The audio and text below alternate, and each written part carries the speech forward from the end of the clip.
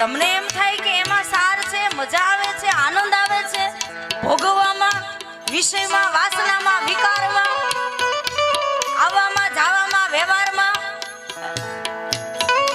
બહુ આનંદ આવે છે.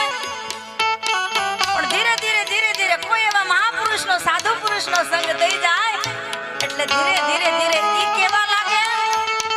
અસાર, ઈ મિથ્યા લાગે.